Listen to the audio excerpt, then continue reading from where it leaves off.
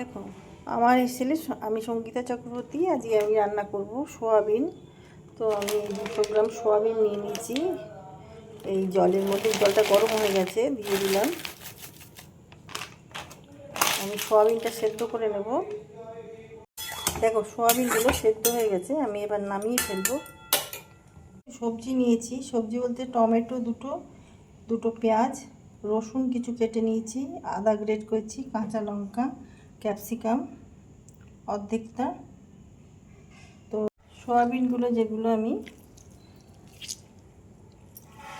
সেদ্ধ করে নিলাম, সেগুলো আমি জল চিপে এখানে একটা পাত্রের মধ্যে নিয়ে নিচ্ছি। এর মধ্যে 2 চামচ মতন চালের গুঁড়ো দিলাম, বেশি না, অল্প করে দেবো। 2 চামচ চালের গুঁড়ো আর 2 চামচ আমি কর্নফ্লাওয়ার চেলে নেব, এর মধ্যে মিশিয়ে দেবো। দেখো, এখানে একটু গরম মশলা দিলাম, নুন দিয়ে দিয়েছি, চিনি দিয়ে দিলাম অল্প করে। এবার দিয়ে দেবো তোমার লাল লঙ্কা গুঁড়ো, জিরে গুঁড়ো, ধনে গুঁড়ো, তেল দিয়ে দেবো, হলুদ গুঁড়ো দিয়ে দিলাম। সব মাখিয়ে নেব আমি। এইভাবে জল দেব না, যেরকম ভিজে ভিজে আছে, জল তো চিপে ফেলে দিয়েছি, ওর মধ্যে যেটুকু হয় শুকনো শুকনোভাবে এভাবে মাখিয়ে নেব। মাখানো হয়ে গেছে, আমি একটু 2 মিনিটের জন্য রেখে দেবো। ততক্ষণ কড়াইয়ে তেল দিয়েছি, এটা গরম হয়ে যাক। তেলটা গরম হয়ে গেছে, আমি একটা একটা করে ছেড়ে দেবো। দূরে দূরে ছাড়বো, যাতে একে অপরের সাথে লেগে না যায়। অল্প অল্প করে ভেজে নেব।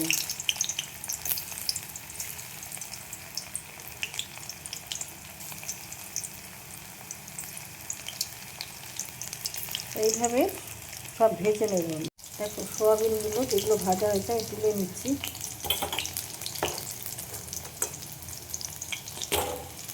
এইভাবে সব তুলে নেব, অল্প অল্প করে ভেজে নেব।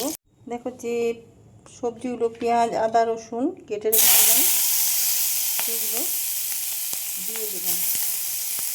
কাঁচা লঙ্কা টমেটো একটু পরে দেবো।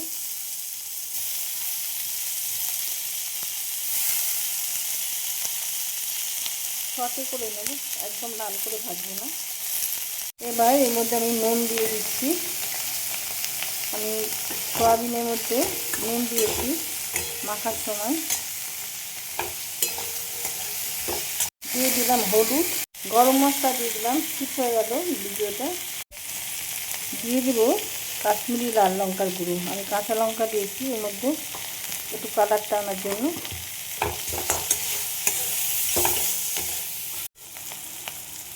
এবার দেখো, টমেটোগুলো দিয়ে দেবো।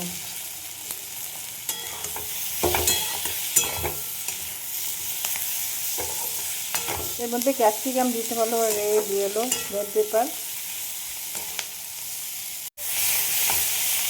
দেখো, এগুলো সটে করা আমার হয়ে গেছে, আর বেশি ভাজবো না। এবার দিয়ে দেবো জল।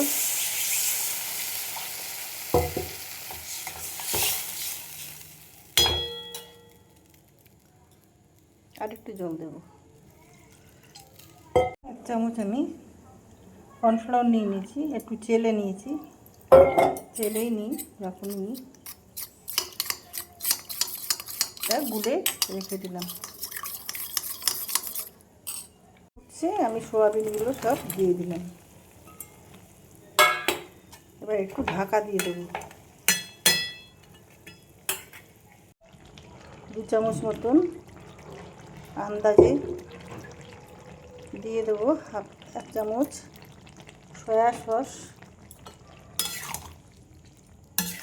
এটা হচ্ছে চিলি সয়াবিন। 1/2 চামচ জিরে গুঁড়ো, 1/2 চামচ ধনে গুঁড়ো। মশলাটা দিতে আমি ভুলে গেছিলাম। যে কর্নফ্লাওয়ারের ঘোলটা বানিয়ে রেখেছিলাম সেটা আমি দিয়ে দিলাম। হয়ে গেছে, একটু ধনে পাতা দিয়ে দিলাম।